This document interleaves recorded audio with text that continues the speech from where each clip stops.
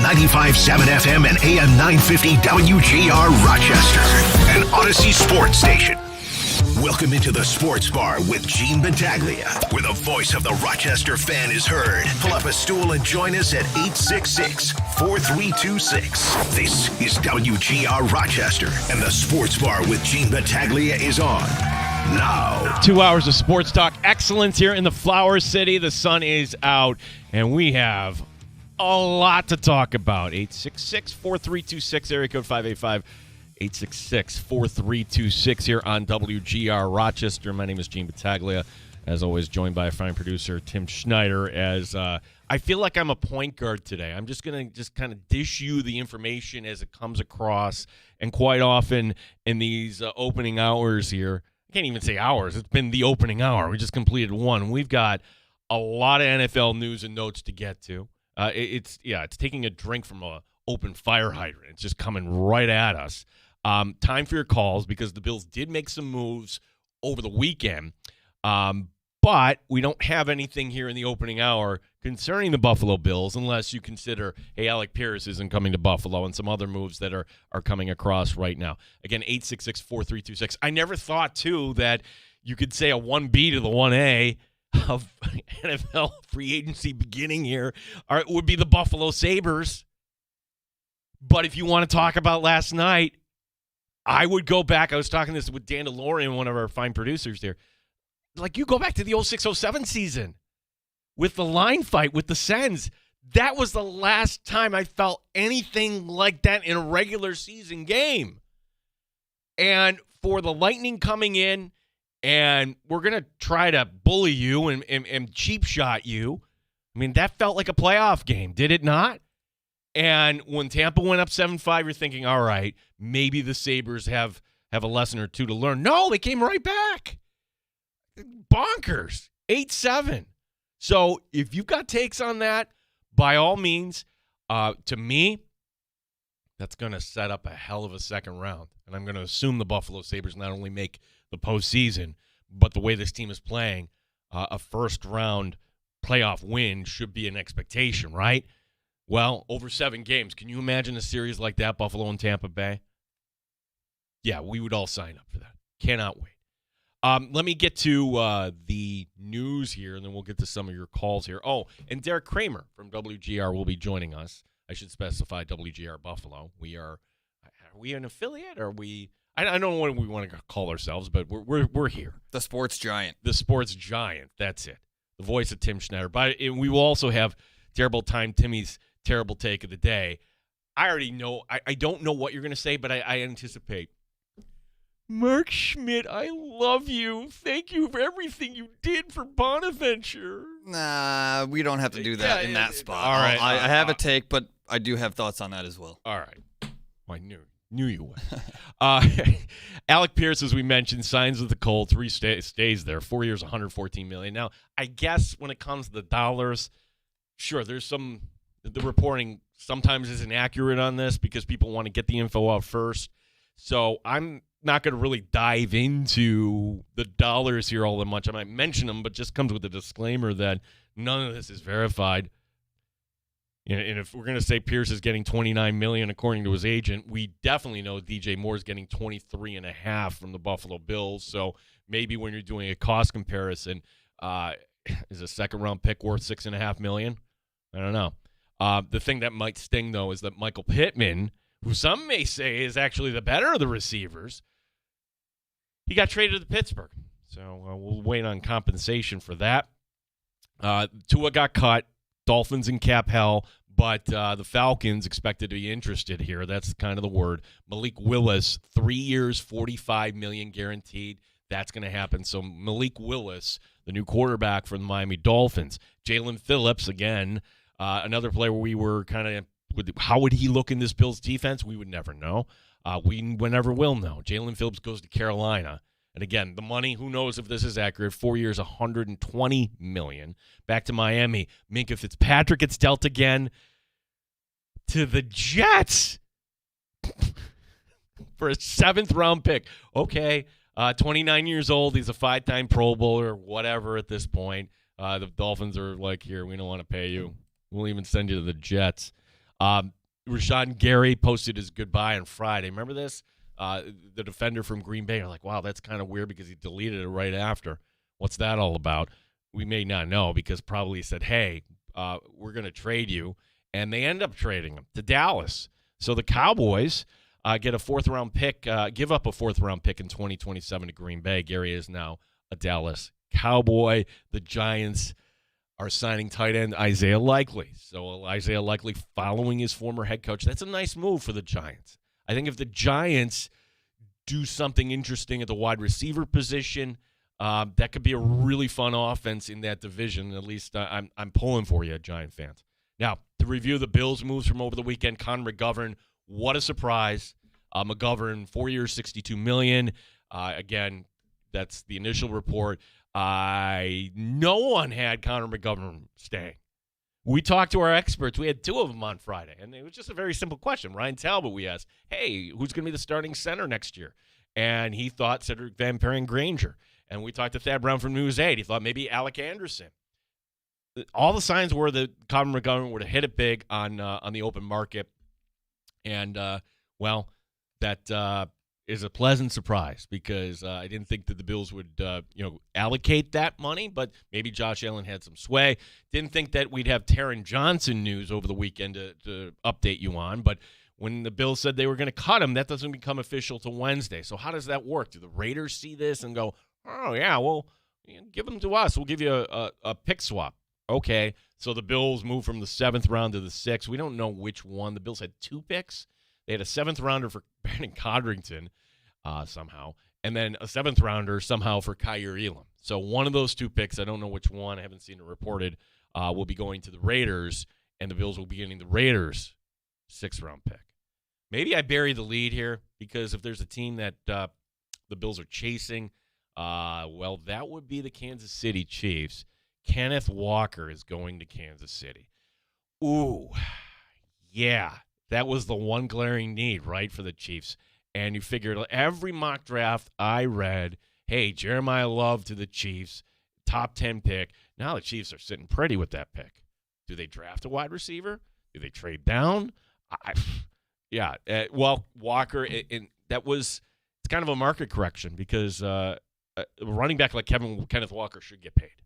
He will go to Kansas City, and that's going to be a problem at some point. So I think we have everything covered, and then Tim has the blessing to hit the breaking news sounder because he's watching the wire while I'm yapping here. I got another one. Breaking news here, Tim, please. As I'm... Ow! Ow! Ow! It really hit me. I didn't know it was coming back that far. All right, so one Bill is definitely leaving. This is not a surprise that he's leaving. I'm just surprised where Mitchell Trubisky is going to. Mitchell Trubisky has agreed to a 2-year deal with the Tennessee Titans. Okay? Which that's a backup, right? Cam Ward is your starting quarterback. If Cam Ward gets benched, well, obviously something has gone terribly wrong. I thought maybe Trubisky would have been a great fit for one of these teams where you're not entirely sure who the starting quarterback is going to be in 2026, week 1. Meaning, okay, Daniel Jones is going to be the guy in Indianapolis, right? Well, is he going to be ready? I don't know. How about Mahomes in Kansas City? I don't know if he'll be ready. Apparently Atlanta loves Tua Tagovailoa. Good luck. Yep, have at it. So the Bills are in need of QB2. And if you need a QB2 for more than 4 weeks, you're probably in dire straits, I would say. It would be problematic, I would think, in an AFC that is going to be competitive. I haven't even gotten to Max Crosby. He's a Baltimore Raven, for crying out loud. And apparently the Bills were in on that, but the Bills did not have a mid-round pick in the first round. Picking in the middle of the first round like the Baltimore Ravens did. And, who knows? That might have what tipped the scales there. So, again, our phone number, 585-866-4326. Tim in San Diego, first up today. It feels like football season if we're talking to Tim. Yeah, but let's switch it up here. I mean, it's still hockey season. It's crazy. Yeah. Crazy that we're talking about still hockey season in Buffalo, but hopefully everybody in the 585 and the 716 taking notice for sure. But I mean, I'm in the 858, so I'm taking notice. I watched the game yesterday, and like you mentioned in your open, it kind of at 7-5, it was looking kind of dire. I'm getting texts, this is a wake-up call. This will be a bad loss. But then, they rattle off 3 straight. I mean, they responded to adversity, like you mentioned. It was a playoff type of atmosphere. I think the timing of getting Logan Stanley, is his name, from Winnipeg, physical defenseman, is perfect timing, because if it's anything like last night, the impending series, if it happens, I mean, it's going to be physical, it's going to be feisty, it's going to be chippy, and I think getting him this is the perfect timing for him. Rasmus Dahlin needs a few lessons on how to scrap, that's for sure. But other than that, they responded to the adversity really well, and I think it was, if there's a breakthrough game, and the many breakthrough games they've had, this one probably had the most impact. And in the second period, you kind of looked at them, and it's like, well, maybe the back-to-backs are hurting them a little dead legs, but again, just responded. It's great to see, and they're a fun team to watch. They really are, with Tage and Doan and Tuck, and I mean, those guys just are bringing it right now, and it's winning 6 in a row coming off the Olympic, after the Olympics is really sweet to see. But the thing about the Eastern Conference is everybody else is winning too, so they got to keep the pace up, and that's really the one thing that they need to focus on is just a game at a time. And the Sharks are coming in tomorrow. They've been terrible for the past how many years, so hopefully they can get another W. But it's fun to see, and it's fun to talk hockey in March in Buffalo. Yeah, and Tim, thank you. Yeah, it's been how long? We could say, honestly, the drought 15 years ago, but I'm saying, right, 15 years ago, they weren't a cup contender. I'm saying this out loud. It seems crazy for a team that hasn't made the playoffs since the year 2011. That we can look at this and say, hey, can they win the cup? Now, one concern is, all right, was this just kind of a blip there? But you can't have a goaltender giving up 7 goals. And I'm going to be curious to see, and if they're going to they should keep this rotation. I wouldn't go line back-to-back on Tuesday and Thursday. I would give UPL the next regularly scheduled start here on Thursday night. But it's a little unusual, Tim. That's going to be something that I'm going to be curious about, how the goaltending situation will kind of shake itself out, or maybe this is the way that you can just kind of ride this right till the end. I just don't know how that is going to play out. Yeah, UPL owes everybody that was on the ice in front of him last night many beverages, because he was awful. Let's be frank. But I mean, yeah, I guess, and the way Lindy's been going with the rotation, it's working. It's like, so if it ain't broke, don't fix it, I guess. For now. Yeah. But we'll see. Yeah. Tim, thank you for starting us off. 866-4326. And I didn't know this. The San Diego area code is the opposite of Rochester? 858-585. I did not know. I thought San Diego was something different, but maybe they're just 619 is what I thought it was. Yeah, I thought it was. So 858 must be a secondary kind of area code out there. Just gosh, I'm old enough to remember when we were actually 716 in Rochester, and oh, me too. Yeah. Again, our number open at 866-4326 here on WGR Rochester. We'll talk to Derek Kramer coming up here in a little bit. So the headline stories for the Bills today: they need a second quarterback. That is not a surprise, right? That you have Mitchell Trubisky leaving, and to me, that's like a first world problem. I am surprised, though, that Connor McGovern is staying here. Yeah, I think he was surprised. He himself said that he probably was gone. Yeah. So that's that was Tim Graham reporting that, and it was an unusual kind of negotiation, which I do believe that was the case, where McGovern was kind of telling everybody all along, hey, I'm haven't heard anything, would like to stay here. And maybe he could have gotten more on the open market. It's one problem that you don't have to worry about for the Bills. I would think that Anderson's back. He's your left guard. It would be just as surprising if the Bills brought back David Edwards at this point. So what's going on here, Tim? We haven't had anything here in the last 5 minutes. Yeah, I don't know if this is worthy of the button, so I haven't pressed it yet. But it's Kenneth Gainwell, 2 years, 14, 10 guaranteed to the Bucks from the Steelers. So Yeah, that's. wasn't sure if that was worthy of the button. I'm gonna give you you have button. You have free reign. I love the button. I just don't want to overdo it on somebody like Kenneth Gainwell. No, Kenneth Gainwell. Today's a day for the button. All right. Ow! Ow! Ow! It really hit me. I didn't know. It was Now you coming have to back have that something. far. You What can't was just that? I just wanted to hit it. No. Okay, I'll give somebody else. Alex Anzalone signing with the Bucks, so he was with the Lions. Which I'm only bringing this up because linebacker position is going to be something the Bills are going to have to address one way or another. Jordan Stout is going from the Ravens to the Giants. Okay, so the Giants, are you kidding me? They're spending $12.3 million on a punter? Why? Okay, this is just getting dumb. This is why you don't let a head coach have control that much when it comes to personnel. Who's calling the shots with the Giants? Is it Joe Shane? I'm thinking not. The Ravens, okay, the migration will go up. Max Crosby, a minute on him going to Baltimore. That can be a problem, though. It's kind of a fun little trivia. Like if you said, okay, since Myles Garrett came into the league, he's got the most sacks, right? And that would mean he has the most pressures, too. No. Actually, the most pressures go to Max Crosby. Now, Max Crosby, you could say, hasn't played with a defense that has been as good as Cleveland. You could also say that, the Raider offense is a little bit better than Cleveland, but I digress. The Ravens are getting a stud, and I was wrong on that.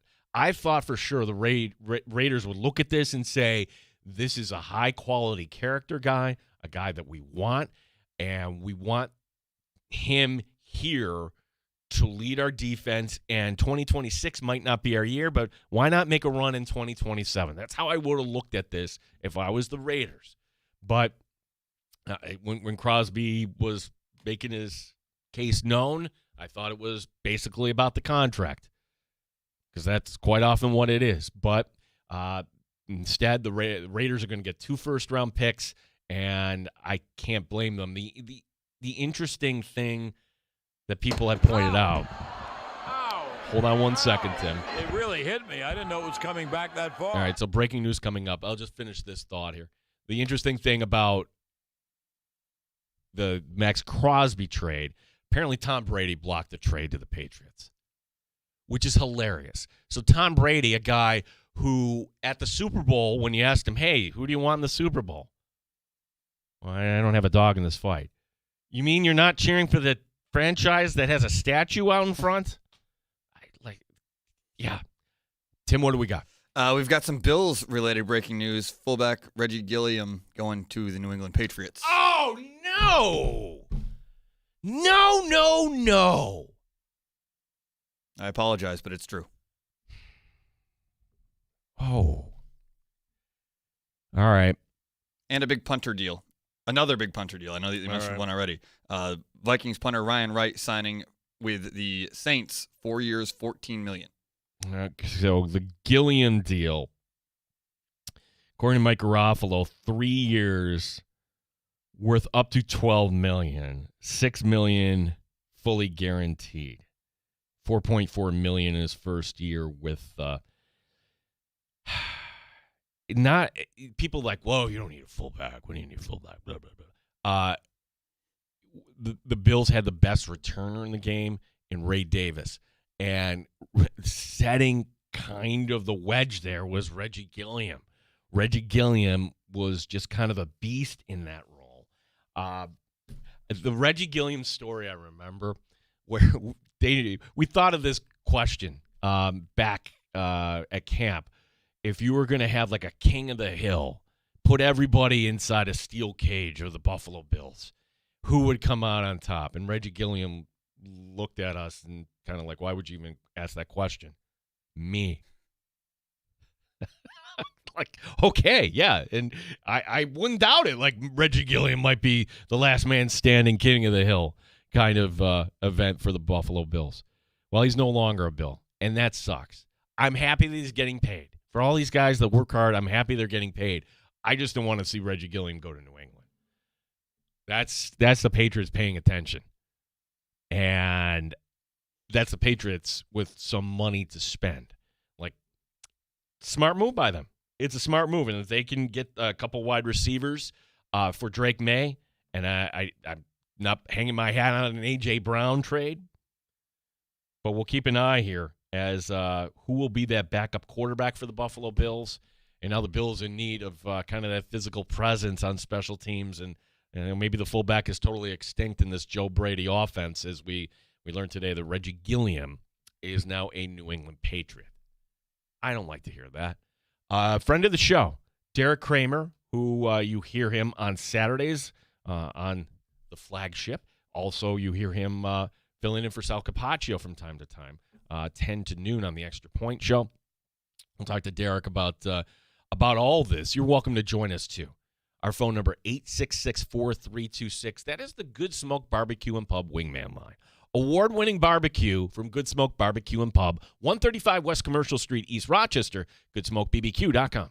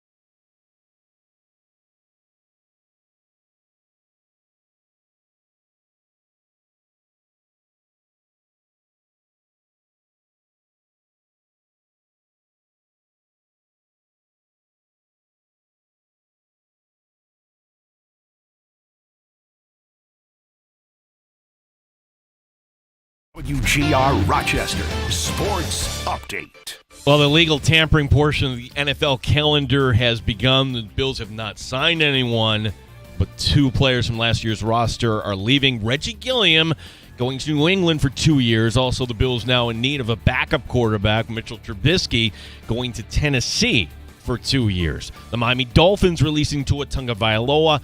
Apparently, they are signing Malik Willis, 3 years, $45 million guaranteed. Jalen Phillips is off the market. The linebacker goes to Carolina, 4 years, $120 million. The Kansas City Chiefs signing running back Kenneth Walker, the Super Bowl MVP. He goes to Kansas City. The Colts re-signing Alec Pierce. Pierce will make the most money per annual average in NFL history for a wide receiver.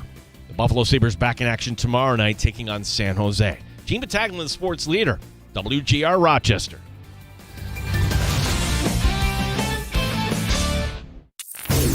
Straight up with no chaser. You're in the Sports Bar with Gene Battaglia on the Sports Leader. 95.7 FM and AM 950 WGR Rochester. Great point brought up by Michael F. Florio online that Reggie Gilliam does so much that you just really don't account for him.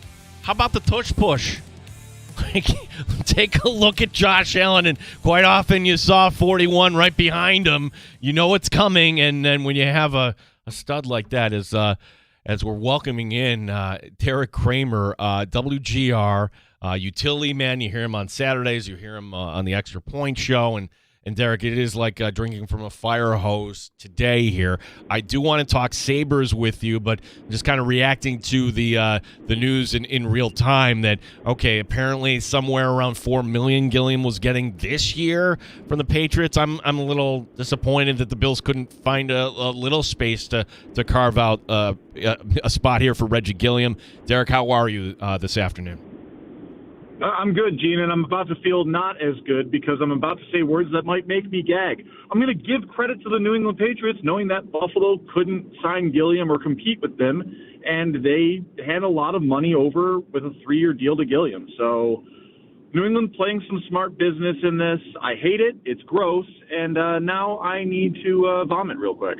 Well, it's okay, you can't afford everything, but I was stunned that Connor McGovern, after the initial report from Tim Graham that, the two sides of McGovern hadn't heard anything, and then all of a sudden the last 11th hour, what happened here? Did Josh Allen get involved? I'm trying to wonder. I'm not upset that McGovern's back. They're a better team with Connor McGovern on the roster, but if it's at the expense of other things, these are the difficult conversations I guess you have to have. It's a difficult conversation, but I think it's a lot more important to keep the spine of your offensive line when you need a new offensive line coach, and you're also going to be losing a starting guard. McGovern was absolutely a bigger priority. Thank you for the years of service Reggie Gilliam gave to Buffalo, but unfortunately it is a numbers game. And like I said, New England pounced on that weakness because Buffalo understood you can't go replacing multiple starting offensive linemen, including the center, and be able to get away with it needing a new O-line coach, needing a new guard, and you're in a little bit of transition at the offensive line. You have to minimize as much as you can. Derek, what did you think of the DJ Moore trade when we were discussing, hey, here are all the options at wide receiver? Very few people, if any, said, hey, go get this guy, but you digest it, you think about it. I don't think people are upset about bringing in Moore. I think it's, you had to give up a second-round pick for that. The price looks like it's steep, and a lot of people even nationally are saying that. I still think that it's the right move to do because DJ Moore should be a player that becomes a number one for you this year. He still has that skill set. You should be able to get at least 1 or 2 years of good production from him because there were too many mouths to feed in Chicago. It's not like Moore just dropped off athletically. It's that there's a lot of players there. They draft Burden. They draft Odunze. They have Caleb Williams taking this next step. They draft Colson Loveland. Like, those are their last 2 drafts, and that is something to pay attention to. So Moore, being the veteran, gets ousted, and the Bills gave Chicago a price that wouldn't be beat. Is it too steep? Maybe, but it does seem to answer who's the number one receiver next year, and it's a lot better of an answer than what you could give last year. So if we are looking ahead to the wide receiver room here, because if you add more, you already have, and you add a first-round wide receiver, although are you thinking best player available at that point, I'm still pounding the table, and if it's not the receiver you think at 26, maybe trade down and get some other picks because you do need depth. What are your thoughts on how the Bills should round out this wide receiver room? I think for anyone that wants another wide receiver in round one, I might have to be the responsible person here and say it's probably not happening. Brandon Beane put a top-end asset into the position. He's not one to typically go back-to-back with it because effectively you'd be making wide receiver picks in round one and round two. I don't think that's going to happen, especially because the Bills still have some needs. I'd be looking at edge rusher, I'd be looking at linebacker, or like you said, Gene, I would then be looking at trading down. Yeah, Derek Kramer, our guest here, as the Bills. No, they haven't signed anybody. Like we'll break in here if we do get something that is Bills related here. There was another note here today, and this is not a surprise that they're going to be looking for a QB2 with Mitchell Trubisky signing with Tennessee. I thought maybe Trubisky could go somewhere where he actually might see the field. I would think Cam Ward should be the guy, but at this point, Derek, it seems like if you could just get somebody that can help Josh Allen in the film room or whatever it is, I'm not too concerned, I guess, was what I'm saying here about QB2 for the Buffalo Bills. I wonder if we're at the point now of Josh Allen's career where he is the veteran and you don't need someone to help mentor him in the film room, but you start having fun taking a quarterback in like round 5, round 6 every other year or something. Just start kicking the tires on like, hey, who's the fun new backup? Who could be like a Malik Willis of sorts where, goodness forbid, if Allen has to miss a game or two, at least there's someone with an athletic profile and upside. We could be getting to that point of Allen's career where, yeah, now you are going to see a fun quarterback prospect in day 3 get taken by the Bills and it not be a shocker. Yeah, we had, what was it, Jake Fromm a few years ago, and it was one of those, hey, we liked him, but, quite often those mid-round picks, I guess at this point, like if you're relying on anybody for more than a month, you're going to be in trouble in this league here. I just think maybe Trubisky, he took full advantage that meaningless Week 18 game against the Jets. That'll be our Mitchell Trubisky moment, Eric. I mean, not the first time that you've seen a backup quarterback get a nice contract out of playing a meaningless football game at the end of the year. Most famously, of course, Matt Flynn getting that massive contract with Seattle. When Green Bay, he played that last game for Green Bay, he gets the massive deal with Seattle. Doesn't start anyway because Russell Wilson's better than him. But, there are times in history where there's a backup quarterback who shines in this sort of thing. As a matter of fact, the Patriots didn't have the number 1 overall pick last year because of one Joe Milton. That's right. We're talking to Derek Kramer, WGR, or WGR Rochester. Derek, as far as the competition here in the AFC, the Chiefs today signing Kenneth Walker. You had the news of the Ravens over the weekend trading for Max Crosby. To what degree right now did these teams help themselves here in comparison to Buffalo? I think Baltimore helped themselves, but Baltimore typically every year is turning into this paper champion that doesn't get it done on the field. And I'm worried if Baltimore doesn't win in the next 2 years, those first-round picks are suddenly going to become all the more important for the Ravens. So the Ravens may have gotten better with adding Max Crosby. They also put a lot of pressure on themselves. They're already a team that's very favorable on paper, and they don't get it done. They need to make sure that they do. As for Kansas City, they took care of one of the few weaknesses they had left. They didn't have a run game last year. They took care of that. However, the Patrick Mahomes injury will loom large. When is the timeline? Because he gets hurt late in the year. When is he returning? And when does he end up becoming the most effective again? Derek Kramer, as authorities are chasing Kramer, it sounds like in the background there. Yeah, there's things happening. Yeah, there's things happening in Buffalo right now. Sometimes I have bad takes. Sometimes. So for the sake of this, interview here, if we do have Bills-related news, Tim has the sounder that would break in here. There's, right now the opening hour and a half has been pretty wild, to say the least, here in the NFL.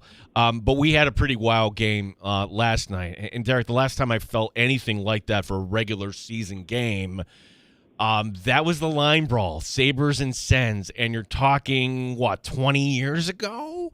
I mean, you're just, I don't even know where to start after a game like that last night, where Tampa Bay is asserting themselves, saying, you know what, this is still our division, and you are Buffalo, and we're going to try to punch you in the mouth, and we're going to try to – none of it worked in the end there. So I cannot wait, actually, for a potential second-round matchup between Buffalo and Tampa Bay.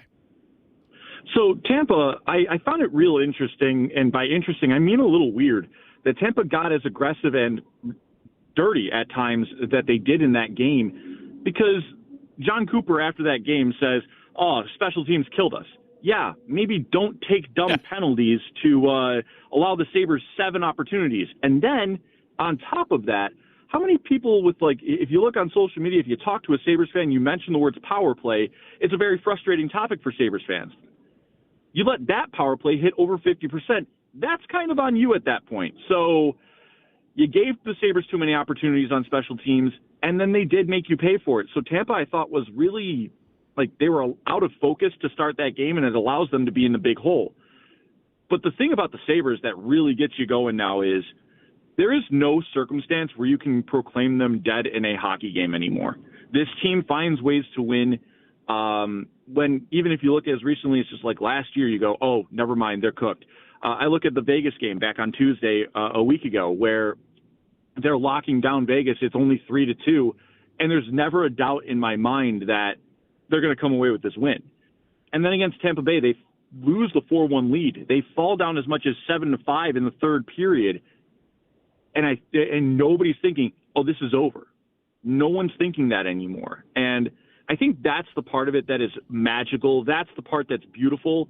It's because it's been 15 years for Sabres fans to feel something like this, to have all the confidence in the world that in any situation the Sabres aren't going away.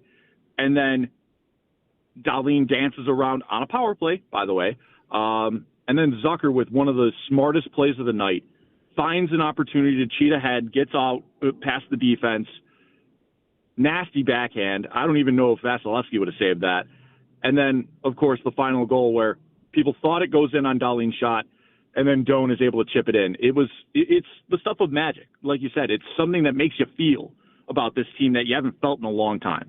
Boy, Dahlin, drawing penalties, go back to the Malkin hit that gets him suspended. And then last night, Derek, your thoughts on a player that is delivering on the promise under these circumstances? And I'm just curious, does he talk a lot of crap on the ice? Like, what is it? Does he get under people's skin? How has he become kind of this magnet for other teams, or other teams just saying, no, let's go after this guy? So I talked with Paul Hamilton on Saturday about this because I was starting to get a little more curious about it myself, because there was the Malkin crash out. Early in the season, he has Brad Marchand crashing out, and Marchand's the kind of player that does it to you. And then, of course, Hagel last night. Dahlin plays on the edge. He does make some plays they're dirty. You can admit it. There's a couple like the extra cross checks. The last time these two teams played, Dahlin puts a cross check on and Braden Point slashes his ankle. It's one of those things where Dahlin is trying to find the legality in which how much can he get away with. And he's also not a player that often drops the gloves. So teams get really frustrated when you have a player towing a line and then not answering the bell. It's hockey culture. You need to step up when you're challenged, and that's exactly what happened with Hagel. He challenges Dahlin. Dahlin doesn't respond, and then Hagel should have gotten suspended, but, the Department of Player Safety is not the beacon of consistency that we all know. For sure.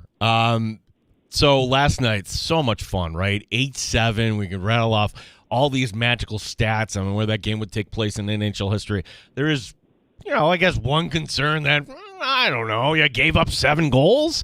This rotation between Lyon and UPL, it's going to stay for now, but do you have any concern just coming? It's only one game, so you shouldn't mess with this, or should you, Derek, moving forward with the goaltenders?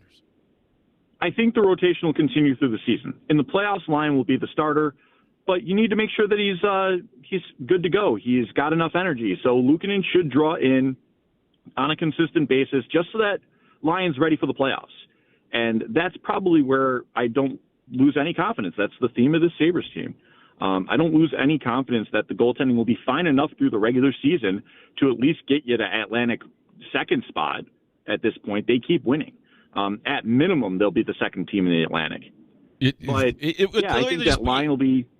I'm sorry, Derek. Like that's interesting. Like we keep raising the bar, playoffs, and then it was okay. Well, not a wild card. Let's get to the okay. Let's get home ice. Now the expectation is, even though like Tampa Bay has that game on hand, but win out and take this division. That should be the expectation.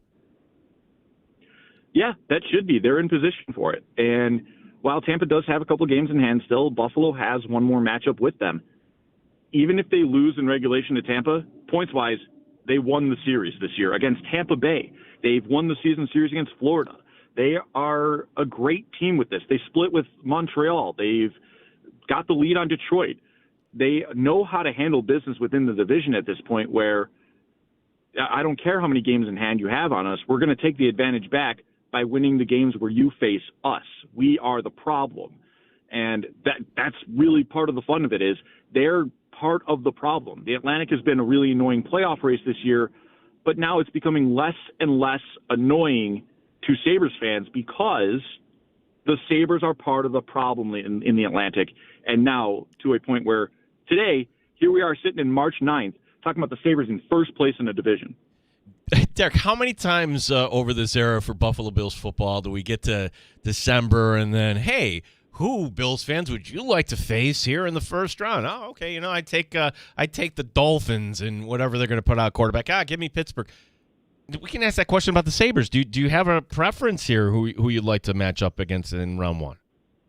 All right, I've got to answer this with another question real quick, Gene. Are we talking about watchability? Or are we talking about favored matchups? Oh, okay. So I thought you were going to hit me back with a question of, does it matter? Because I would accept the does it matter here. Give me both answers, I guess, because from a watchability, I think, but I just want to breeze past. I don't need a 7-game series here in round one. All right, to qualify the breezy pass, you want Detroit. The Sabres have handled Detroit through the past several years, and they're doing it again this year. I think that they're a faster team than Detroit. You want to face the Red Wings in round one, so you want the Red Wings to keep winning. The first-round series that will feed families, Gene, is Montreal. The neutral hockey fan will love that series. The two teams, they split the season series, 2 games apiece, but both of these teams are fast. Both of these teams will get in each other's faces, and especially because Tampa tried to do it last night, if Montreal, they have Zach Hodge, they know that they have a guy that really could be a danger in the playoffs when it comes to the physicality. The Sabres have added Logan Stanley. They've added Luke Shen. Sam Carrick proved his worth immediately through these first 2 games. They're not going to be pushed around either. And so Montreal-Buffalo, I was in the arena for the last of that series. The tension, the hatred, you could feel it. It was palpable. It was awesome. So Montreal is the one that watchability factor would be top. But if you want the best matchup for the Sabres to get through there in like 5 or 6 games, you probably want Detroit. Yeah, that Detroit you would figure would have to fall down there. I want the division. I think this team can win the division, and your thoughts here too. Like we'll wrap this up here with Derek Kramer. The Bills notes today. If you're just tuning in, the Bills lose Reggie Gilman to New England. They lose Mitchell Trubisky to Tennessee. So far, the Bills have yet to strike here on the opening day of legal tampering. Just the job that Lindy has done with this team, because you go back to this time last year, the game has passed him by. He doesn't know how to talk to this. I mean, these are things that fans and observers were kind of saying here, but now all of a sudden he looks like a genius here for just making sure that his team stayed the course.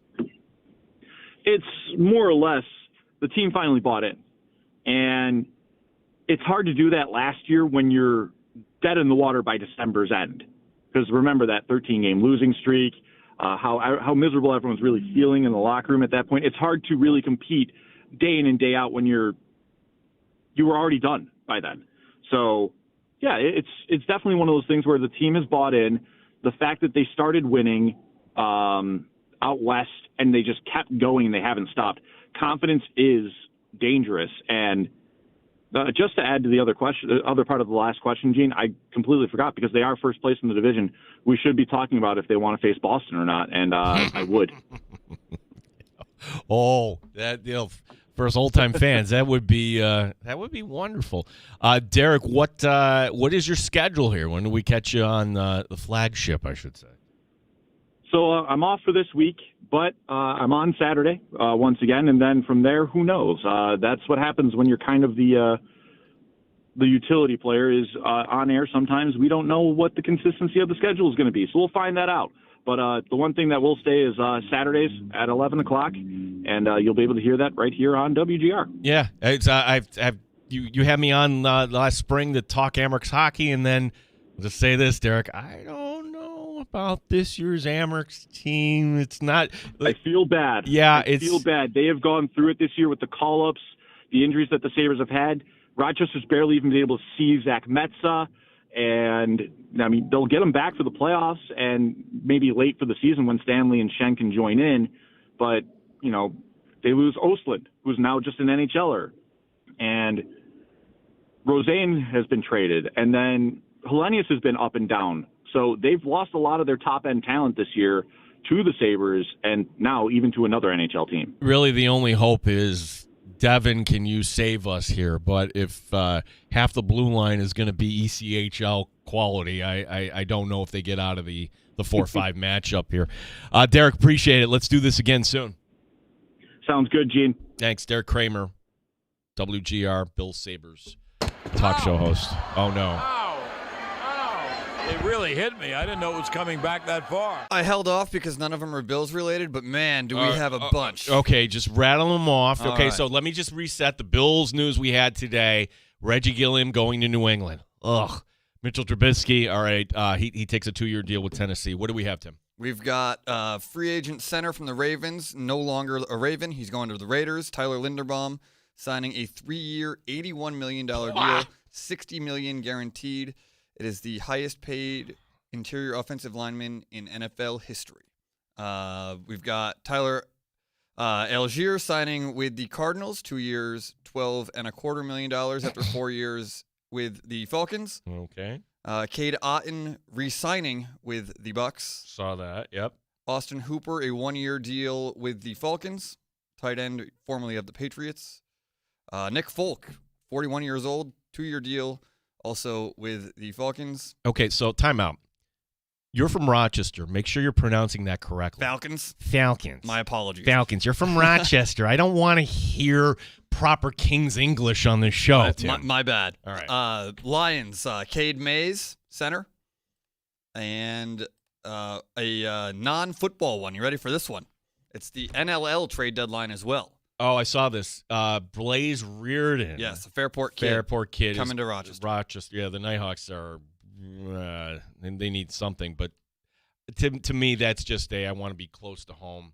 And the Nighthawks already have a goaltender, so I don't know how that is. He's actually, he doesn't play goalie in indoor. He's a forward. Well, there you go.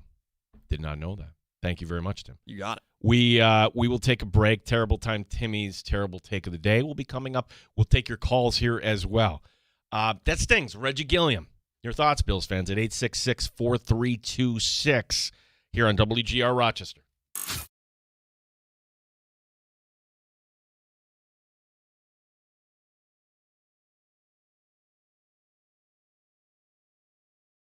Or TuneIn apps. You know, spring is right around the corner, and we bet you're excited for warmer weather. Who's not, right? But as the temperatures rise, make sure your energy bills don't. Keeping those cooling costs low with Window Nation's high-quality, energy-efficient products. Simply request a consultation where their experts will visit your home, spot problem areas, and make recommendations. Your customized windows will be installed in a day. Once completed, your home will be shielded from outside hot air while you remain cool and comfortable inside throughout the spring and summer. With Window Nation, your house won't just look great, but you'll also have peace of mind. All Window Nation's products are backed by a lifetime warranty. There's no better time to upgrade your home with Window Nation. In March, the more you buy, the more savings you could enjoy, up to 50% off all window styles. And make sure to ask about Window Nation's generous financing options, including $0 down and payments as little as $199 a month. Visit windownation.com for your free consultation today. That's windownation.com. ABX Innovative Packaging Solutions is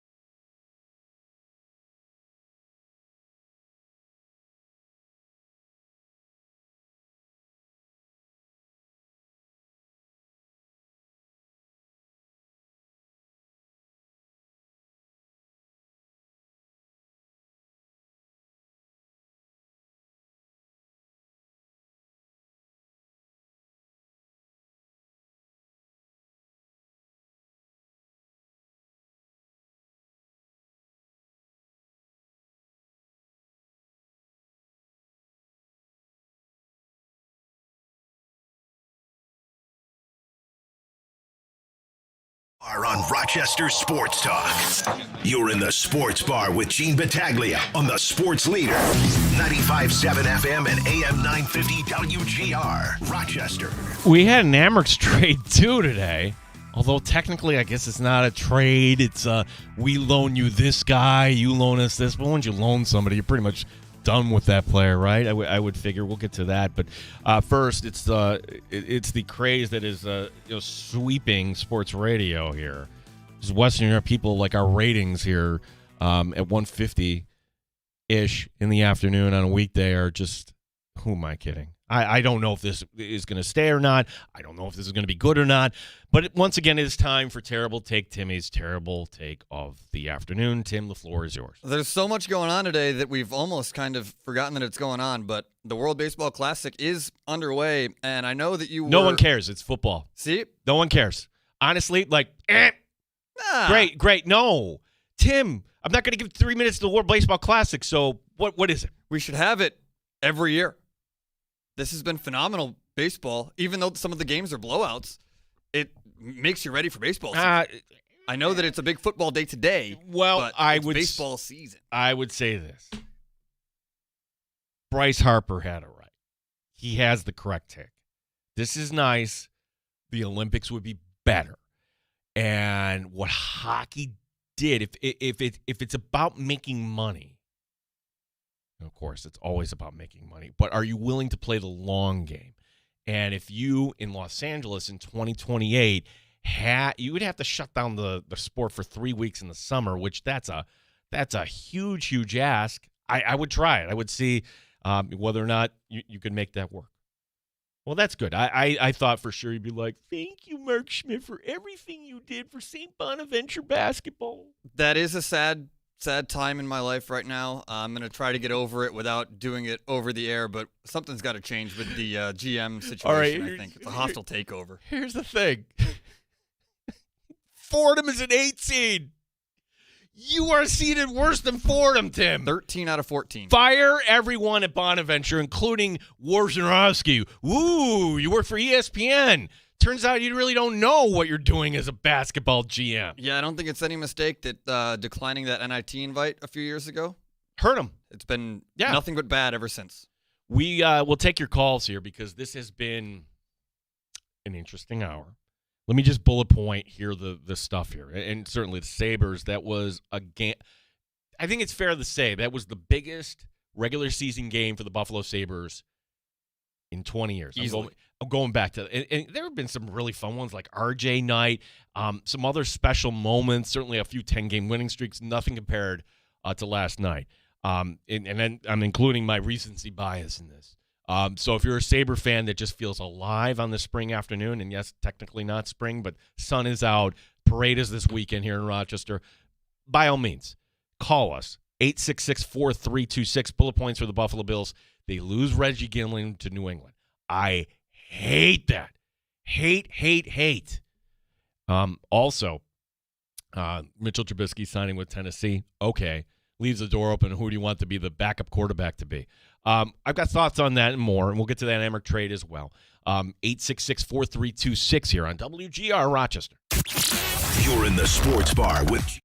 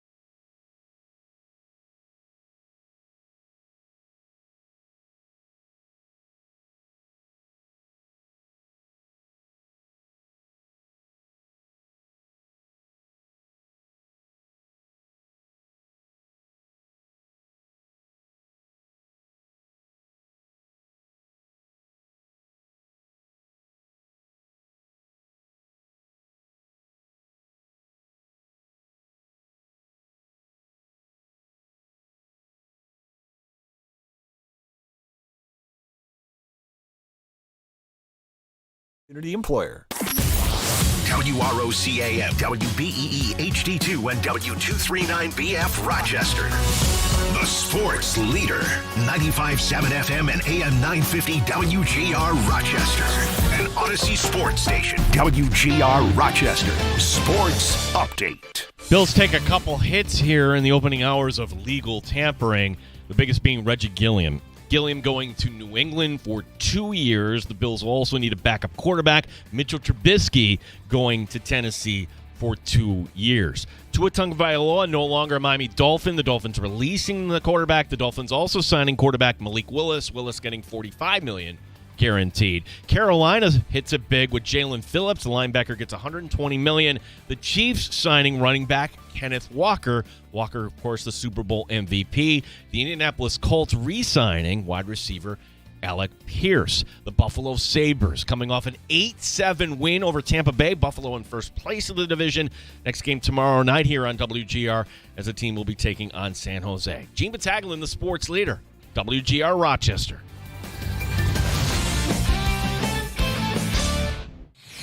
Welcome into the Sports Bar with Gene Battaglia, where the voice of the Rochester fan is heard. Pull up a stool and join us at 866-4326. This is WGR Rochester, and the Sports Bar with Gene Battaglia is on now. Your friends ever make a comment where they take a noun and make it a verb? Welcome into the Sports Bar. I'm going to do that right now as just kind of the cautionary kind of segment here of this wave of free agency, that there will be maybe one player who will pull a McKissick. They will McKissick their team. Yeah, the proper noun here being J.D. McKissick. Think about this, like the what if. J.D. McKissick coming to Buffalo as a pass-catching running back. And you say, yeah, that fits. Everything's good. And we're all excited, and it's on the opening day of legal tampering, and then whoops, we get to 2 days later, he changed his mind, he wants to stay in Washington. Like, I suppose that could happen. And there was another linebacker, I think Barr with Minnesota years ago. But back to the McKissick thing, because if J.D. McKissick doesn't change his mind, do the Bills draft James Cook? I'm thinking they don't. So these are all connected, folks. Free agency, draft, building the roster. Is it more important to have a center that you can trust? I don't know if Connor McGovern is a top 10 center in this league. It's a fair kind of debate. I don't evaluate offensive line play, but I can tell you he's good, and I can tell you he has the trust of Josh Allen, and I can tell you the Bills are a better team having Connor McGovern on the roster. And that was a surprise. You might have been driving around and you're listening to the state, like, wait a second, the Bills, they got Connor McGovern back? I was surprised to learn that. Okay, after all these reports that the two sides weren't talking, and you could see, all right, just kind of a value judgment. You have all their guys in place. You had Cedric Van Granger lifting in front of reporters before the Joe Brady press conference as if to say, I'm ready. Well, I guess you're ready here to compete in another regard. That's for your roster spot. But I bring that up because, well, you make a decision like McGovern, and then Reggie Gilliam, apparently it's going to, again, the math is all kind of fuzzy right now, is it not? We're going on agent reports. Never believe agent reports. But Reggie Gilliam, not getting all that much going to New England, like $4 million. That hurts. Reggie Gilliam leading the path there for Ray Davis.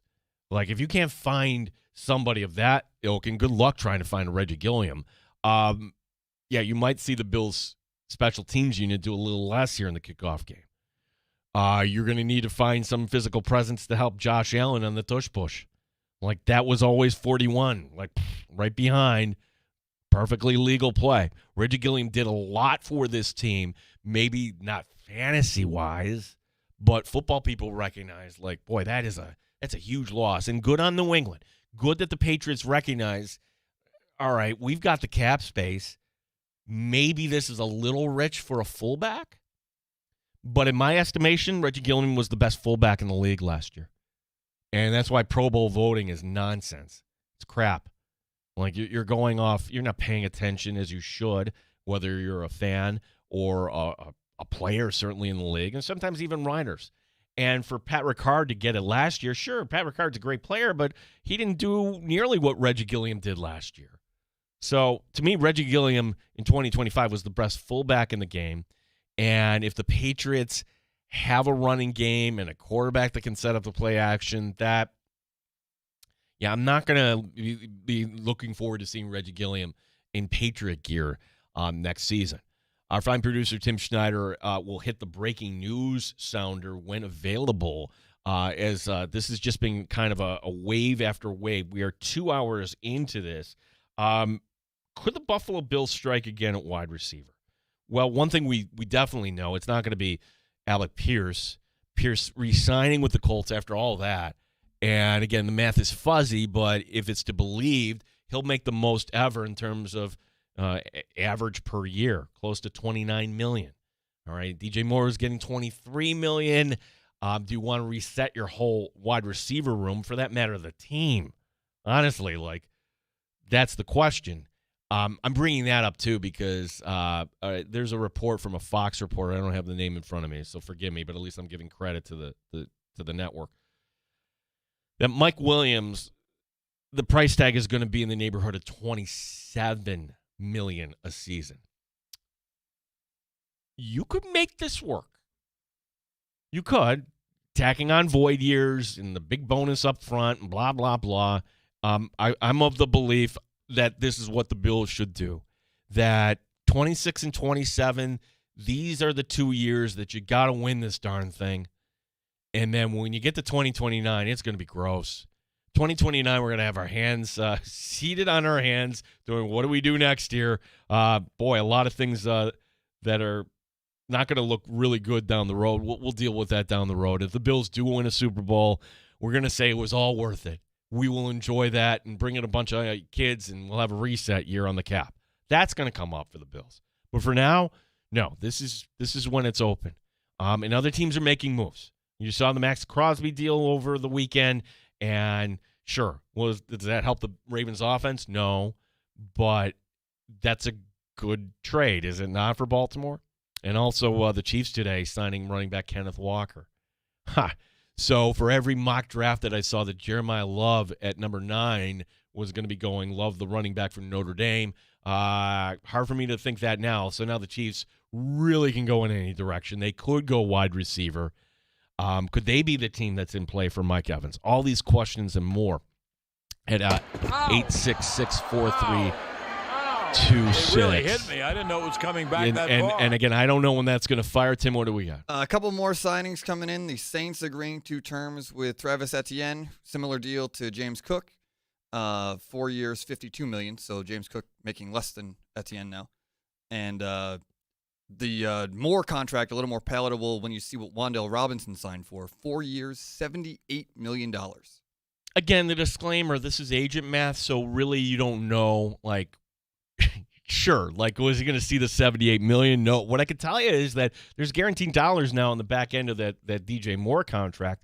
Wan'Dale Robinson, okay, that always follow the breadcrumbs, the path, right? Brian Dable is the offensive coordinator in Tennessee, and Dabes brings in one of his guys from the Giants. So good on Wan'Dale Robinson. Travis Etienne to the Saints?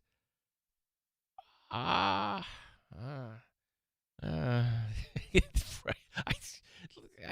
are you doing if you're New Orleans? You ready to get sad? Ow! Oh, no. Ow! It really hit me. I didn't know it was coming back that far. The way you preface that, this is a Bills note. Is it a Bills player leaving? Bills player leaving to the Saints. Who just left for the Saints? Who is on this team? Tell me it's Tre'Davious White. No, it is David Edwards. Okay. That does not make me sad. You're all set on the offensive line. You made your choice by bringing back Connor McGovern. And David Edwards, if there ever was a Cromer guy, he's the Cromer guy. And it's going to have the element, right? But Alec Anderson at left guard, he is your new starter. He's a guy that actually has this really nasty mean streak. Seeing him at camp over the years, there's one day where Sean McDermott just said, out, get off. We can't be having you starting fights. So I'd rather have a guy like that is just that passionate and runs that hot that every once in a while you got to call him off. You got to pull him back. So David Edwards, to me, that is not said. When you said Saints, I thought, okay, Trey White is somebody. Like, is there any other Bills free agent, soon-to-be free agent, other than Trey White that people might be like, okay, where are they going? So maybe we get the Mike Evans news and where he will land here before 3 o'clock. If it's not before 3 o'clock, certainly show up in the Bulldog. We'll have it coming up here for you in just a little bit. Jalen Phillips was really a pipe dream. I'm thinking, wow, that would have been somebody nice for the Buffalo Bills to sign. And again, the money, who knows if it's real or not, but 4 years, $120 million Carolina dished out. Good on Jalen Phillips. And actually, it's good that he's out of the division now. He was, well, of course, Miami sent him over to Philadelphia, but keep him over on the other side of the bracket, please, because I do think he's a really nice player, and that's a good pickup there for Carolina. 866-4326. You can write to us on X, our handle, WGR Rochester's. Peter has found us. I agree with Tim. More World Baseball Classic. I'm surprised Gene, a.k.a. baseball writer, is not in. Okay, I am not baseball writer, number one, Peter. And I do like the World Baseball Classic. My point is, not today. Not today when you have this massive Buffalo Sabres game last night. Well, I already anointed them Stanley Cup champions. Yeah, that's fine. We also have, this Amherst trade where I guess it's not a trade, but we have to pay off the Nikita Novikov going to the Ontario Reign. That's the farm team of the LA Kings, right? The Amherst, okay, so a defenseman going out there. The Amherst get back a forward. His name is Caleb Lawrence, a 2022 7th-round pick, 16 games this year in the AHL, 0 goals and 3 assists. Keith Wozniak, good friend of the show, partly runs that Let's Go Amherst handle, says there was chatter that Novikov was unhappy with the Amherst or with his position. Okay, well, he gets a fresh start, I suppose, but that's it.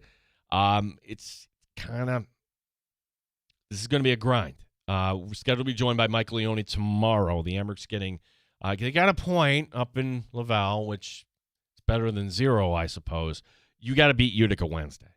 I don't want to say must win, but Utica and Belleville, the two teams that are chasing the Amherst now for the final playoff spot in the AHL North. So coming up this weekend, it is a home-and-home with Toronto, Friday being Irish night. That's going to be always a good time, especially when we get weather like this. Now it's going to cool off a little bit, but people on Saturday will be in the mood to there for the parade. So that's something of note that technically not a trade, I guess, but when you're loaning players, when do you ever get that player back in a loan? It's just kind of a workaround. The AHL trade deadline officially coming up on Thursday. 866-4326 is our phone number. I did not schedule any guests this hour purposely because we have the expectation that all these news and notes are going to be coming in from the NFL, all these stories that we haven't gotten into. Okay, Adam Schefter now reporting that Edwards, 4 years, $61 million with the Saints. That's a payday. Like, where do the Saints? I don't follow New Orleans Saints capology all that much. I thought they were like the team in perpetual cap jail. Signing Travis Etienne doesn't seem like good business to me. Not when the running back should be the final piece of the puzzle, in my opinion, when you're building a roster. Like, you don't have a quarterback there in New Orleans, so what are you doing here? Building an offensive line is never a bad idea, so I get that standpoint, bringing in a David Edwards. So if you're calculating, and at the end of this, maybe we'll look at this and be like, oh, according to the compensatory formula, the Bills will get an extra draft pick. I don't know how that formula is going to work, but what I can tell you is right now, 3 guys out and no guys in. Fantastic. By fantastic, I mean not fantastic. I mean, eventually you're going to have to sign guys for this defense. That's what needs to happen.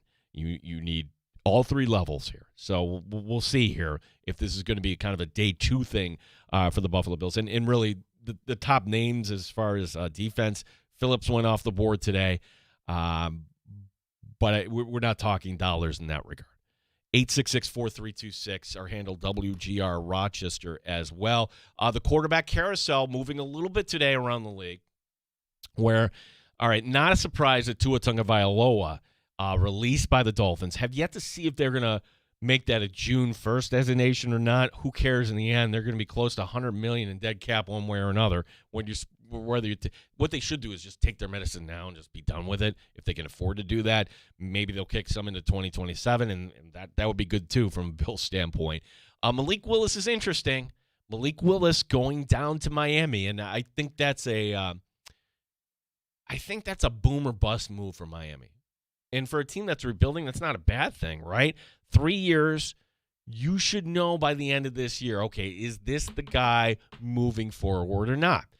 And if the answer is no, okay, I think it would stand to reason that part of the reason the answer is no is because you didn't win a lot of games. And if you didn't win a lot of games, you should be in a good position to maybe jockey for a quarterback in 2027. They still have Achane there. They still have Waddle there. Not much else. I mean, Phillips is gone. Chubb not there. There's other things on that team that are gone, but Miami, a team in transition for sure. So those are the quarterback storylines today. Tua, I love how it's kind of being reported too that the Falcons have interest in Tua Tagovailoa. Great, fantastic. I would aim higher if I'm Atlanta, but then again, they have a quarterback they like in Penix, who's just not going to be available week one. If you're Tua, is that really going to be your best option? We haven't heard anything on Kyler Murray, which is interesting because technically speaking, there could be a savvy team that maybe could trade for Kyler Murray. I don't think you would want to do that with a contract. It's kind of a reminder, too, what we had over the weekend. I mean, I don't want to call it a pleasant surprise, but when you saw, wait, what's this Bills news about Taron Johnson? I thought they released him. Well, technically, no, not until Wednesday were they going to release Taron Johnson. They announced they were going to do that. And maybe not all 32 GMs in this league, 31 others, were returning your calls or whatever, but I'm sure the way it kind of went down would be, hey, the Raiders picking up the phone saying, hey, you know what? We'll give you a pick swap for Taron Johnson rather than you get nothing. So the Bills move up one round.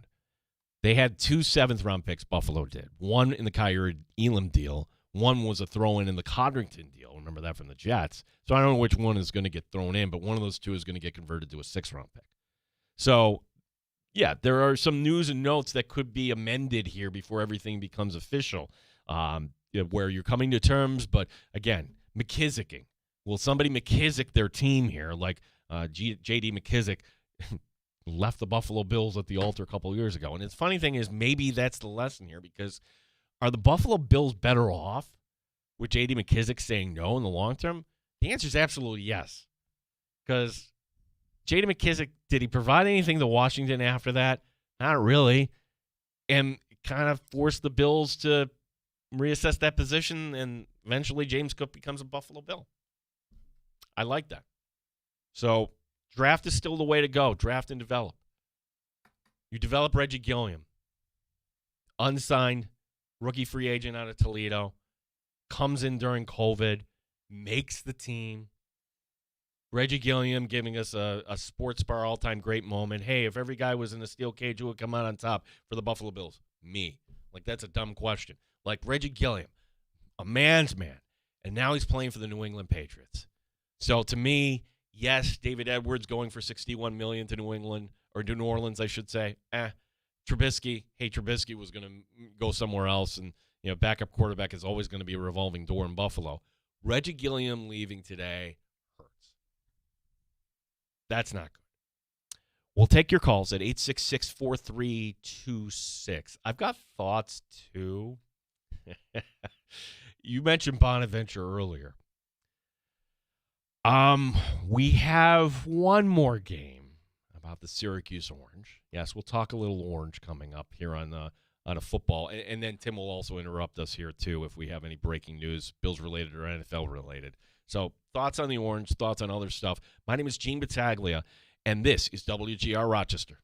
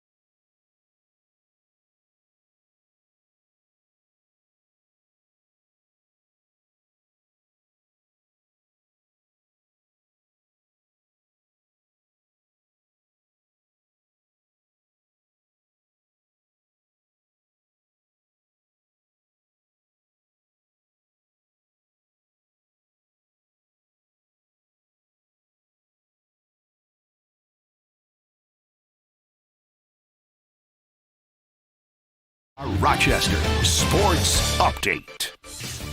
Keeping track of the Bills here in the opening hours of legal tampering. 3 players from last year's roster are leaving. The Bills have yet to bring in anybody in this portion of free agency. Reggie Gilliam going to New England for 2 years. The fullback now a Patriot. David Edwards gets a big contract from New Orleans. The guard goes to the Saints 4 years, $61 million. And the Bills are in need of a backup quarterback, Mitchell Trubisky, going to the Tennessee Titans for 2 years. Elsewhere around the league, the Dolphins making a change officially at quarterback. Tua Tagovailoa released. The Dolphins signing Malik Willis to a $45 million guaranteed contract. The Panthers striking it big. Jalen Phillips, formerly of the Eagles and Dolphins, signs 4 years, $120 million. The Chiefs sign running back Kenneth Walker. Gene Battaglia in the sports leader, WGR Rochester. Raising the bar on Rochester Sports Talk. You're in the Sports Bar with Gene Battaglia on the Sports Leader. 95.7 FM and AM 950 WGR Rochester. It creates a lot of momentum swings both ways. Obviously, we were feeling really good early, and then all of a sudden you're down. You got to find a way to start playing hockey again. And I think that was the best part about it, was we found a way to get back to our game and start playing hockey again and not let all the rough stuff really get us off our game too much and really take away from what we were trying to do and win a game ultimately. That's Jason Zucker last night, who made the most of his opportunity. The backhander got the Sabres a little closer. Welcome in to the Sports Bar. What a game last night. First time since 1992, you had a game where both teams combined for 7 or more goals twice. It was a game where the Sabres, both teams overcoming multi-goal deficits. Just wild stuff, 8-7, and you can imagine if the league was a little more like that. Ow!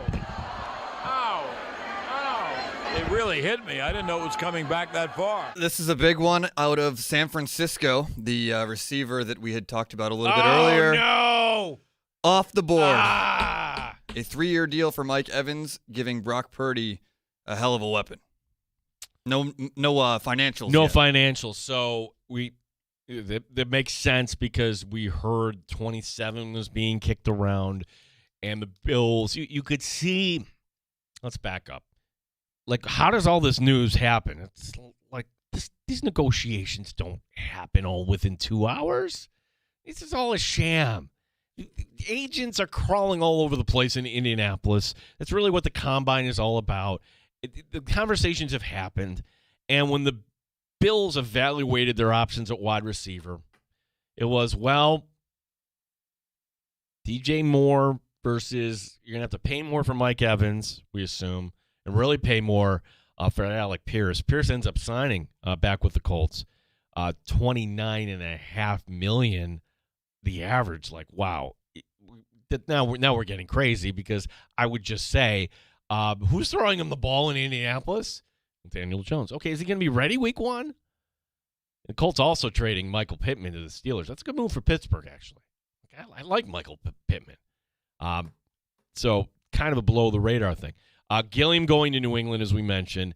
David Edwards going to the Saints, 4 years, $61 million. And Mitchell Trubisky going to Tennessee. So for our scoreboard, 3 players out, no players in. The Brandon Bean move over the weekend, re-signing Connor McGovern. And on top of the DJ Moore trade, all this becomes official on Wednesday, of course. That's always the disclaimer we gotta put out there every so often.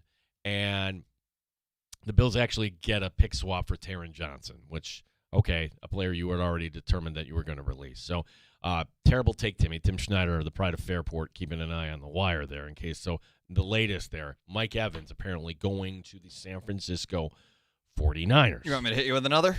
Ow!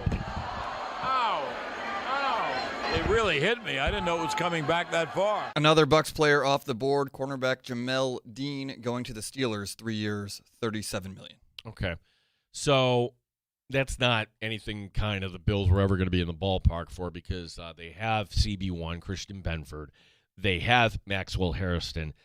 Can the Bills re-sign Tre'Davious White? We could have that debate. Does Tre'Davious White fit in this defense because, well, McDermott's defense played more zone. This is going to be more man-to-man. I think Benford will be just fine in either formation. I think Maxwell Harrison certainly is more of a man corner, but will Tre'Davious White actually be back in Buffalo? There are going to be some players that are going to have to wait it out for what they want. A lot of moving pieces here, and we will continue to break in here. Kind of shifting back here to the Sabres, what you saw last night. And it was a fun conversation we had last hour with Derek Kramer from WGR. Hosts the Saturday show. Sometimes he's in for Sal Capaccio, kind of a utility guy over there. We can start to have the conversation. Who do you want in the first round? I'm not jinxing anything. Like, there's places where you see Sabres, 99% chance to make the postseason. This team is making the playoffs. We don't have to have that debate anymore.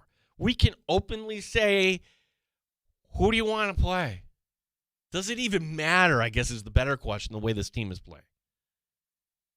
Team can never talk about this, but we can talk about it. At 866-4326. That second round is going to be a doozy.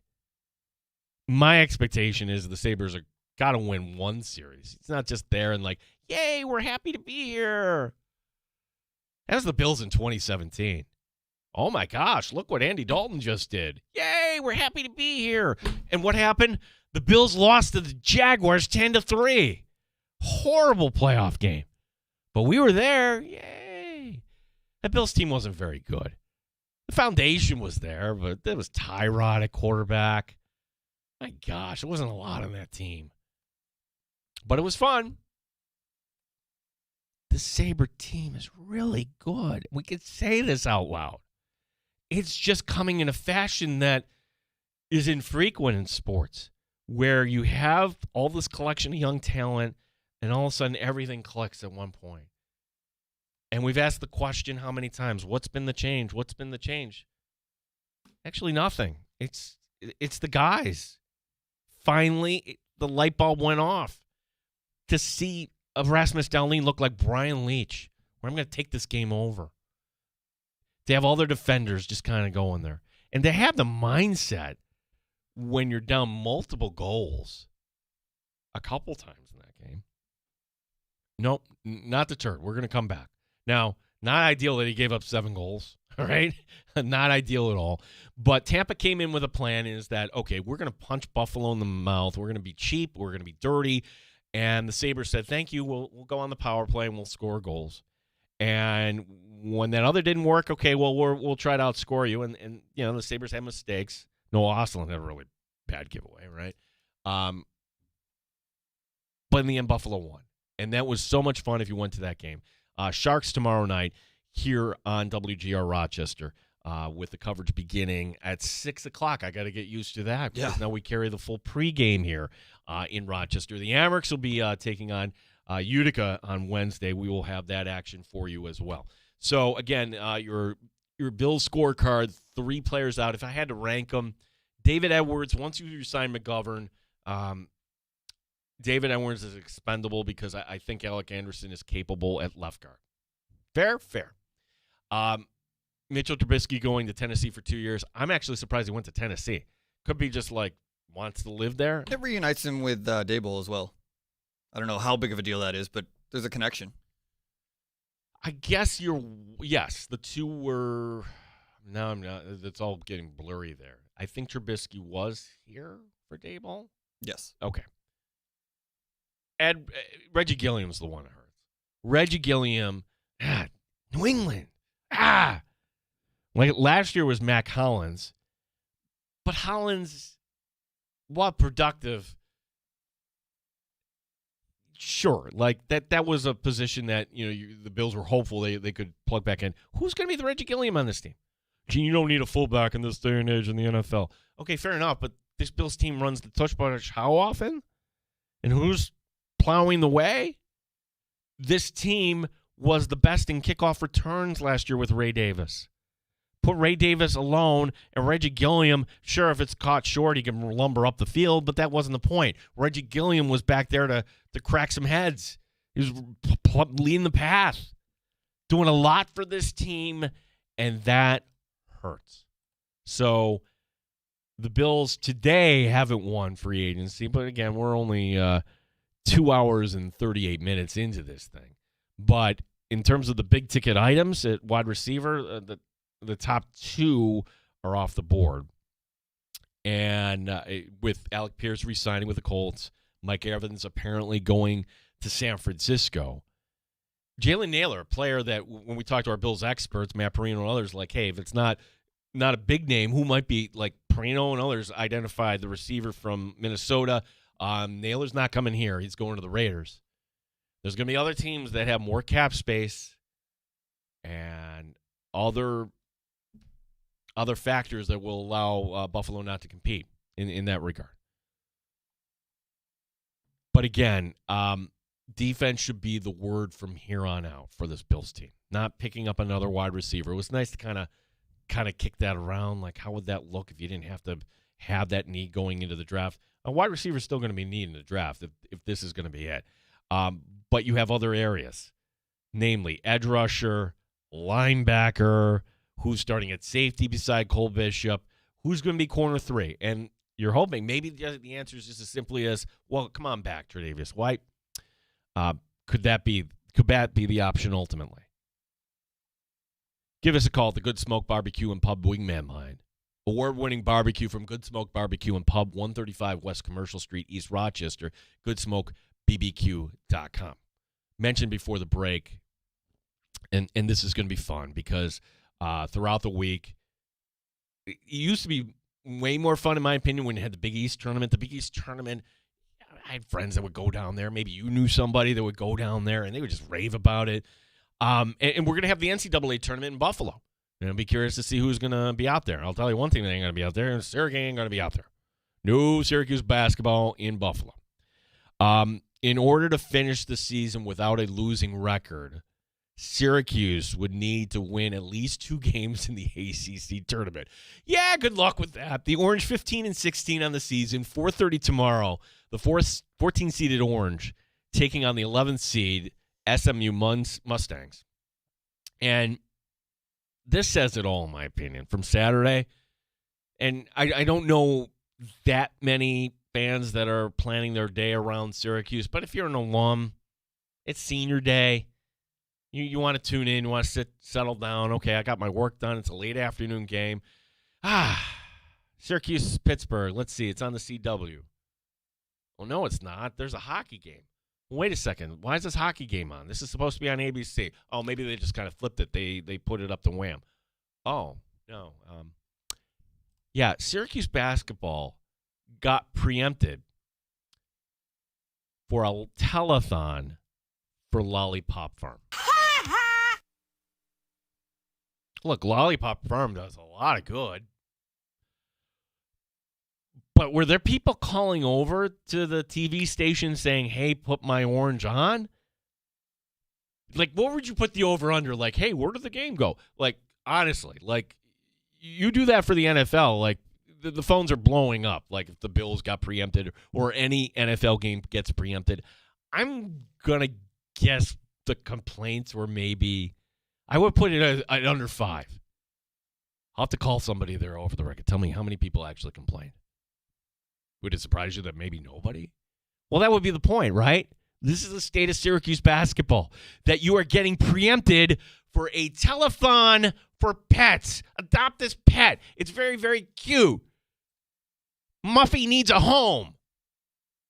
Please call now and donate. Like the thing I said half jokingly, and it's a cruel business, but the thing that I think would satisfy Orange fans is at the end of the game, you put up on the scoreboard, we thank Adrian Autry. You are now relieved of your duties. Like Boston College let go of their coach. Why? Because not every team gets a cookie in the ACC. Not everybody's going to the tournament. So their season is done. Any hopes of some miracle run for Boston College, he's fired. And when did we get the Adrian Autry news that he's fired? The game, by the way, is going to be 4:30 tomorrow, as we mentioned. Is it tomorrow night? Because I remember, how many years ago? 1, 2, 3. I remember when Jim Boeheim lost to Wake Forest. And Donna DeToda asked Jim Boeheim, hey, is that your last game? I'm not the one to ask. 1 hour later, bam! Thank you, Coach Boeheim.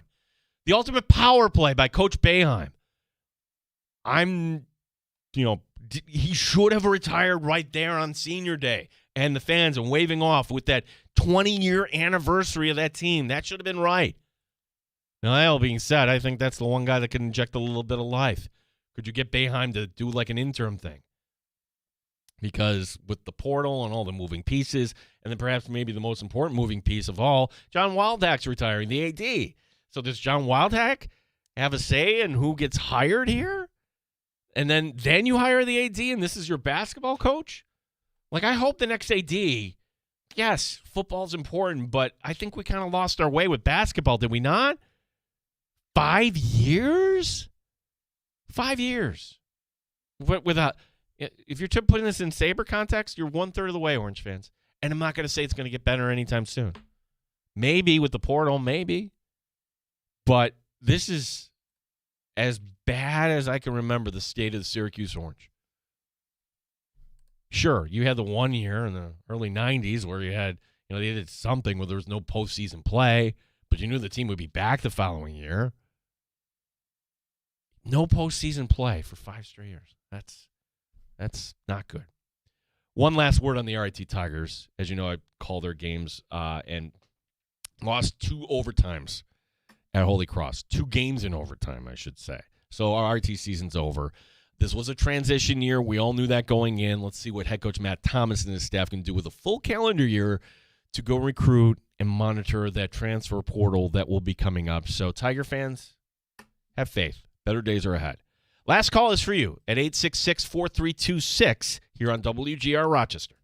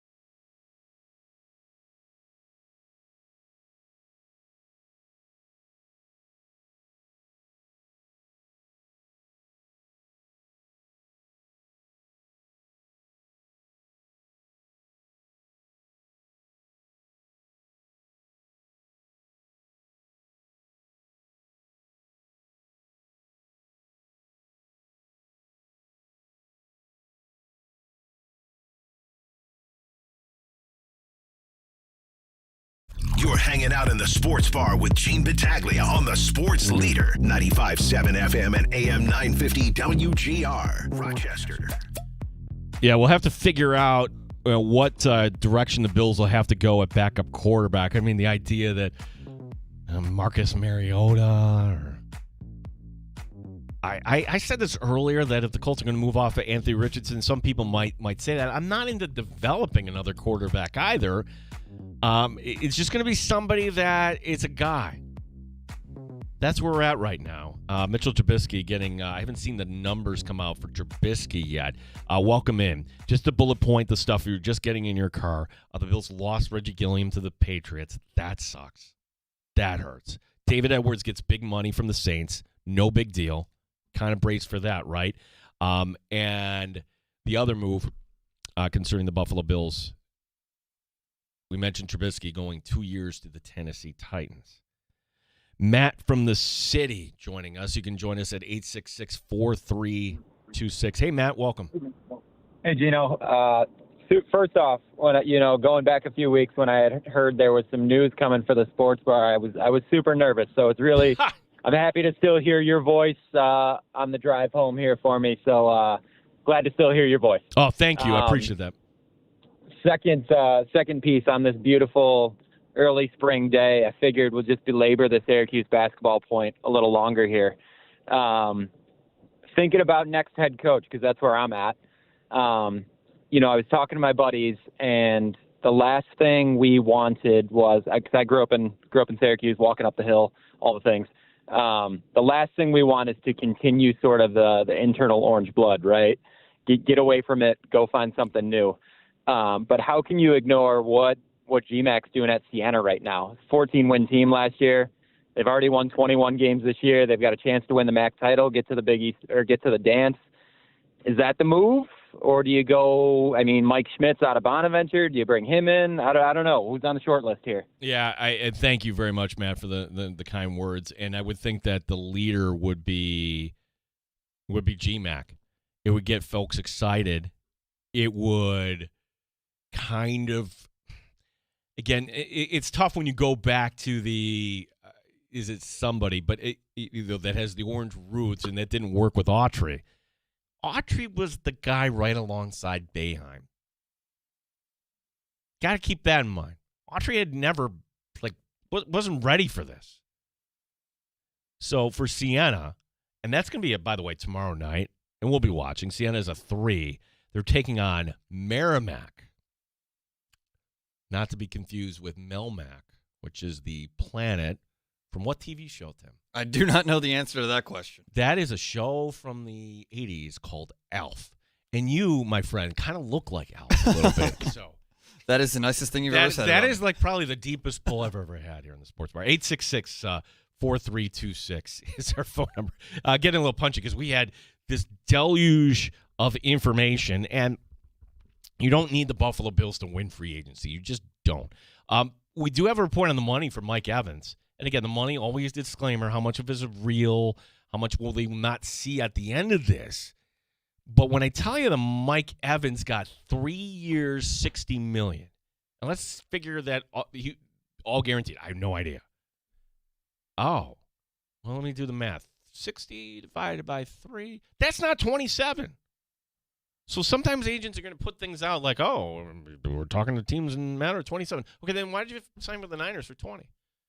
Again, things we don't know, like, did he just want to live on the coast? Did he want to live out there? What was important for Mike Evans to pick up and go? I'm not upset about that one. What I am upset about is Reggie Gilliam getting away. Reggie Gilliam, kind of like the heart of that special teams. Reggie Gilliam, a guy you didn't draft. You brought in as a rookie free agent, which is much more difficult. Recognizing, hey, this guy does a lot here in the MAC at Toledo and comes in during COVID, and he's a guy that just sets a physical tone for this team. My gosh, how many years, right at the beginning of the MAC, oh, this team isn't tough enough. This team, they're too soft. They can't run the ball. No, you never heard that in the last 3 years. And if you did, you were wrong. And one of the reasons was that Reggie Gilliam. because Reggie Gilliam developed that attitude. So it's a team that you don't need a fullback full-time, but you need that attitude on special teams. You're going to need that in short yardage for Josh Allen. So that's one that certainly hurts. Tomorrow on the show, what happens here in the next day? We will talk to Matt Perino from the Shout Podcast, Syracuse Post-Standard. We're waiting confirmation on Michael Leone as the team will be getting off the practice ice somewhere around mid-afternoon. So we hope to talk a little Amherst hockey as they look to get back on track here when Utica comes in to town on Wednesday. If you missed any of the show, if you want to listen back at your leisure, the Odyssey app is the way to go, and you can download the app and listen back 72 hours. Show Up in the Bulldog coming your way next for our fine producer, Tim Schneider, for Dan DeLorean behind the scenes. My name is Gene Battaglia, and this is Rochester Sports Leader, 95.7 FM and AM 950 WGR Rochester. So much action, we couldn't fit it all in one app.